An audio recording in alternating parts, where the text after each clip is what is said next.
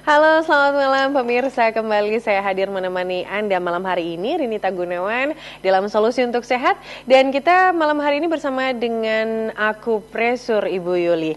Ya, kita kedatangan tamu ahli akupresur yang prestasinya telah menyembuhkan banyak pasien, baik itu kanker, tumor, miom, kista, jantung koroner, dan lain-lain, yaitu Ibu Yuli Susianti dengan teknik akupresur Hokian Saulinsi. Dan kita akan membahasnya dengan tema yang sangat menarik sekali, kanker bukan vonis mati. Nanti kita juga akan mengundang Anda yang ingin bergabung di segmen ketiga dan keempat 02718575555. Dan langsung saja saya sapa malam hari ini Ibu Yuli. Selamat malam Ibu Yuli. Selamat malam. Apa kabarnya malam hari ini? Baik. Baik ya Bu ya. Dan di sebelah Ibu Yuli juga sudah hadir. Yang pertama ada Ibu Vidya. Selamat malam Ibu Vidya.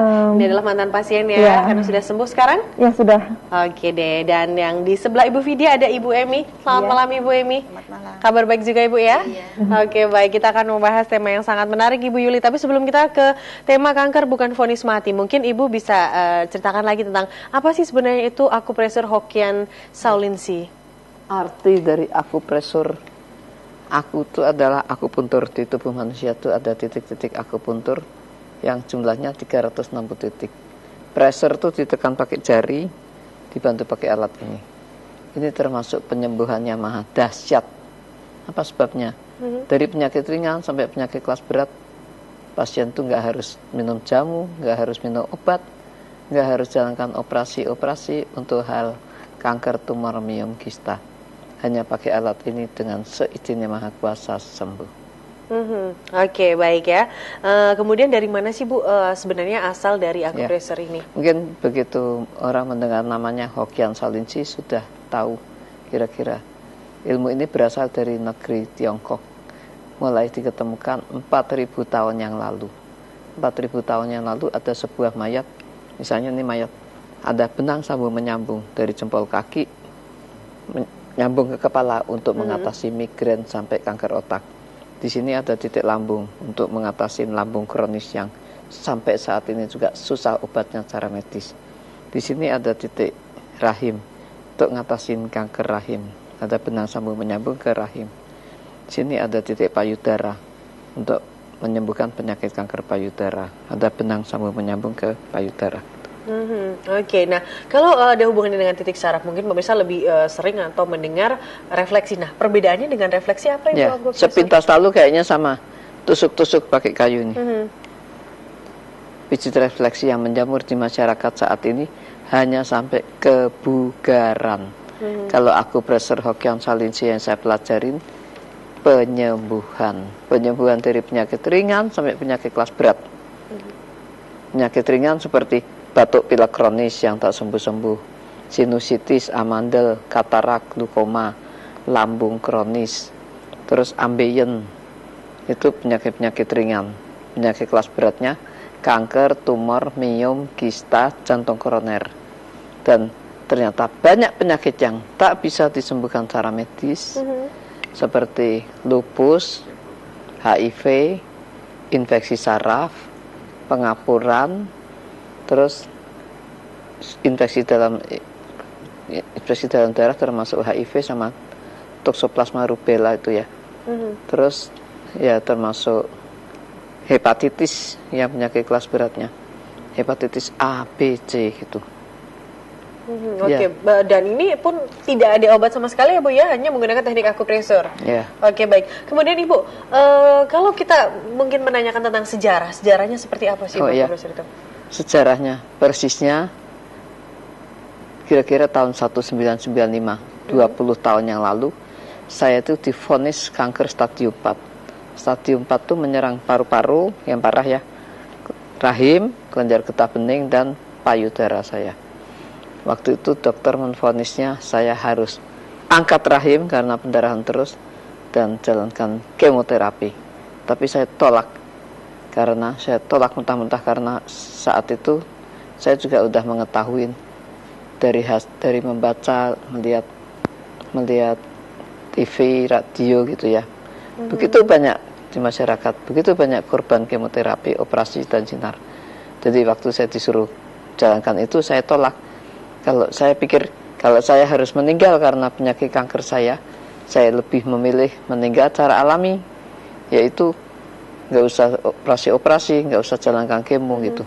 Saat keadaan pasrah itu, suami saya mengajak guru saya yang ahli akupresur yang akhirnya menyembuhkan saya dalam waktu 2 bulan, 1 hari 2 kali terapi akupresur dan jikung. Setelah sembuh, saya mulai belajar ilmu ini, ternyata sangat mudah.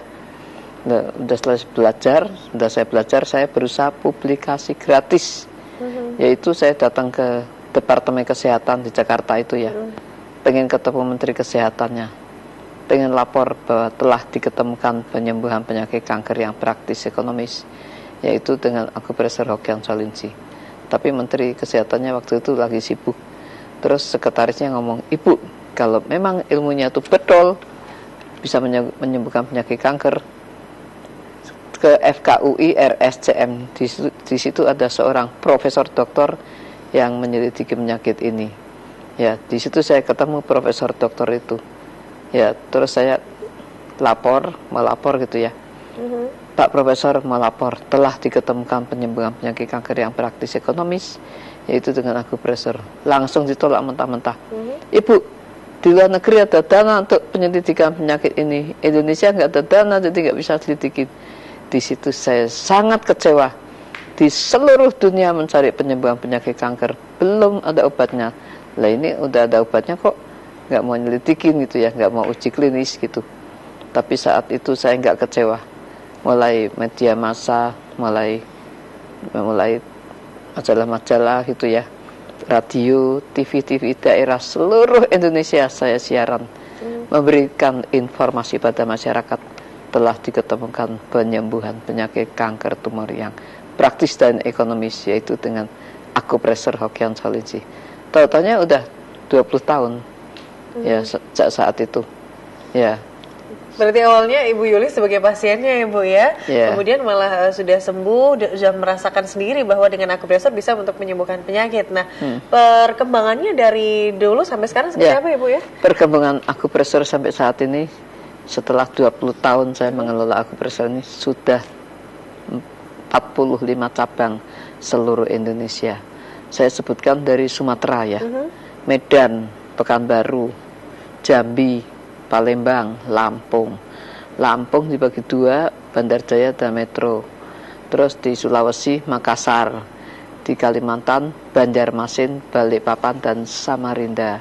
Terus di Pulau Bali pun ada 3 daerah, Gianyar, Kreneng, Pasar Kreneng dan Pulau Kawi. Terus di Jawa Timur, Jawa Tengah, Jawa Barat.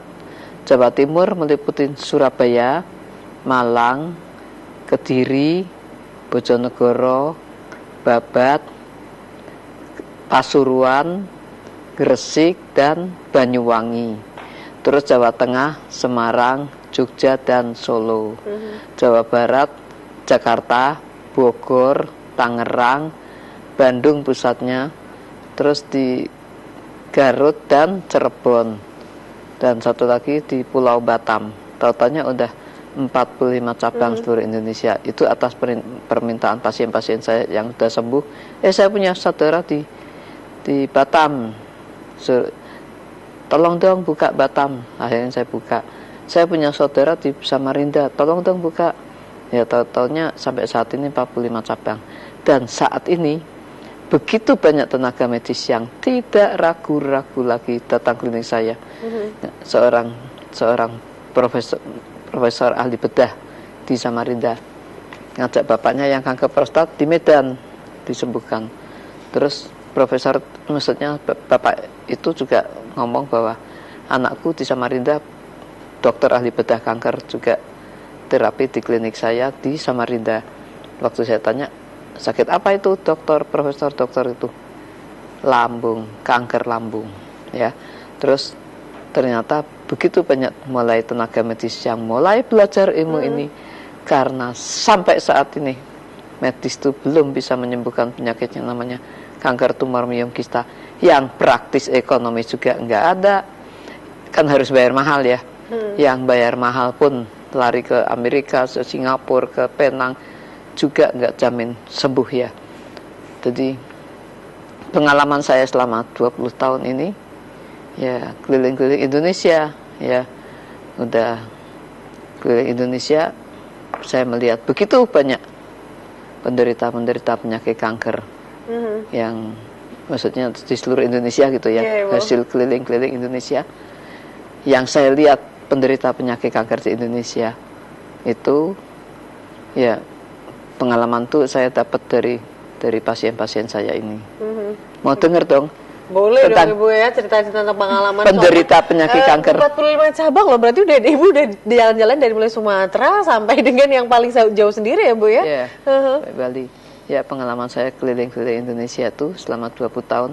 Yang saya lihat dengan penderita penyakit kanker di Indonesia, saya beri judul cerita saya ini, berobat kok malah mati. Nggak berobat nggak mati. Ya. Judulnya tuh ya Bu ya. Terus ya di situ saya melihat banyak korban-korban operasi kemo dan sinar. Begitu banyak orang bersyukur ketemu saya karena sembuh dari kanker otak, kanker rahim, kanker darah, kanker prostat. Tapi yang pada sembuh itu menyesal sekali ketemu saya karena keluarganya telah menjadi korban operasi kemo dan sinar. Jadi di situ saya tanya kronologisnya.